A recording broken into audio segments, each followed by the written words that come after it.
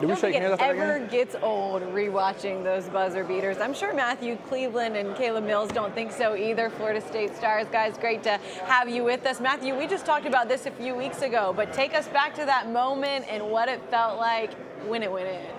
It was surreal. It was like a dream almost. It was like you didn't know what happened, and I was trying to run to the locker room, but the staff was in the way because I didn't want to get tackled. So it was just a fun moment. What do you take away from a moment like that? Because obviously that's a moment, that's a win, and you're not going to have maybe many of those, but what do you take away from a moment like that that can help push you forward? I would just take away like the whole game, just being down 10 with 3 minutes left and just the will to win and just getting the win done no matter what the circumstance was. So just our competitive natures as a team is what I took away from that. That's kind of a microcosm of really the season, right? January 22nd, I believe, you guys are tied for first in the ACC. And then I'm not seeing injuries happen as quickly as they did, and you guys just had key pieces out. But what did you learn through that adversity? You guys step up in different situations. You stepped up in a lot of situations, but what do you learn about your team when you go through a rough patch like that? I would just say you learn a lot about teammates and just like the resiliency and the confidence that we have in each other. Just no matter who was going to step out there from game to game, that we knew we could win if we went and played the Florida State system. So just the confidence that we had in each other. I like that a lot. We got to talk about a week ago, so I'll tee the question up that way, but you had some really interesting points on just what the transfer portal is about, your thoughts on that, and then kind of your decision to leave Houston and come to Florida State. Just tell me about your thoughts on the transfer portal and kind of why it worked out so well getting to Florida State. Well, it has a lot of pros and cons. I think it's the bad thing I think about it, I think some people leave good situations. Yeah. Mainly because of their ego or because of family members that think too much. But for me personally, I think I made the best decision to better myself, my game, playing for Coach Ham, and I have made big leaps in that.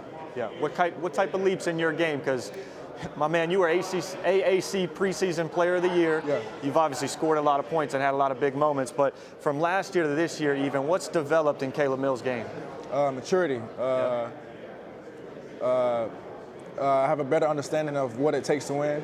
More like I have an ego, but it's more team oriented. You know, usually a lot of big time scorers have personal egos, right. And I had to get over that. And I've done a good job at that. And usually it's hard for a scorer to change his perspective, you know, but I've done a good job at that. You feel like you have? Yeah. And you attribute that to the coaches. I know both of you said you got a great relationship with Coach Jones and kind of talked about different variables of that, but he's somebody who's really been a mentor for both of you, right? Yeah, for sure. Yeah, I feel like Matthew, I feel like Coach Jones helped everyone a lot, just because you can talk to him as a friend and as just a coach. So just the different aspects that he gives you and his wisdom is really big. Matthew, Sixth Man of the Year last year. That's something that Florida State is known for with the past guys, Scotty Barnes. Going into this year, how do you build off of that momentum? How do you continue to throw away the like you were saying, the ego? How do you continue to get better as a player, not only for yourself but for the team? Just realizing we didn't have the year we wanted to have last year. So just the competitive nature that I have of just going out and making the year better than it was last year, every day just willing to learn and get better and whatever we're doing that day, just to take it to the full advantage that it can have. So that's the biggest thing I've been doing. I think some of these overseas trips that guys get to take, and maybe not overseas, just kind of getting out of the country, can be so beneficial for a team. I know you guys went to Canada. What did you learn? I know it's probably not about the reps out there on the floor. We didn't play great competition when we went and played our series, but what do you learn about your team and how important is it to come together on a trip like that? That's usually the biggest issue coaches have to deal with, finding a way to get personalities to mingle, right. You know, so that we can all get coached. You know, everybody is treated the same but different at the same time. And especially as us two being leaders this year, knowing what to say to certain people and how to say it. I like that a lot. How important is that leadership role to you, Caleb? That leadership role, how important is it to you? Yeah, I mean, it's very crucial. I mean, the best teams usually have very good leaders like himself. When he was on North Carolina, they went very far, and I'm sure he was a good leader. And usually it's the reflection of the leader is how good the team's going to go, how it's going to be in the future. So like teams in the past with Trent Forrest, it always did good because of how good of a leader he was. Matthew, how about for you stepping into even more of a leadership role? What's that like? I would feel like it's helping the freshmen, because just being a freshman last year and knowing what I went through and all the ups and downs that I had, just helping them have confidence in their game and helping them mature early so they don't have as many hiccups as I had and they don't lose confidence and they can just play the way they want to play without thinking on the court. Matthew, I got to ask you a question, man. The socks. Is that a superstition, or, I'm used to the guys, they like to pull the socks, get the wrinkle in yours. You got yours all the way up to the thigh almost. Is that a superstition, or? It's a superstition, and I think it looks good. It's something different, so I just feel like it's a superstition in socks, because if we win, I won't wash the socks.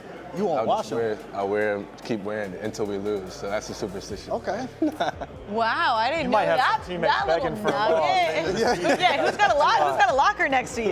Yeah. Matthew, your improvement through the probably last 10 games was very impressive. Talk to me about kind of how the game slowed down or how you felt more comfortable. There probably is a little bit more opportunity there. Again, you guys had so many injuries to deal with. But just through that stretch, how good did it feel to kind of get in rhythm there? It felt pretty good, just having the confidence and knowing what I could do on a nightly basis, and just the confidence that teammates and coaches instilled in me. I know he didn't play a few of those games, but he was continuing to talk to me and give me advice, and just all the teammates that didn't play, just them continuing to realize that we could still win without them playing, just helped me a lot, get me more comfortable in Florida State. You think sitting out through that period helped part of your leadership? When you have to sit back and just kind of take it all in and you can't get out there and help, I think taking a step back like that sometimes can really help you kind of grasp the team concept and who you can help and how. Yeah, I agree with that, but I think what helped me most is how serious my teammates take it when I do say things. I don't say much, but when I do say things, they take it and they listen, and that's why coaches push me to say more, to be more of a vocal leader.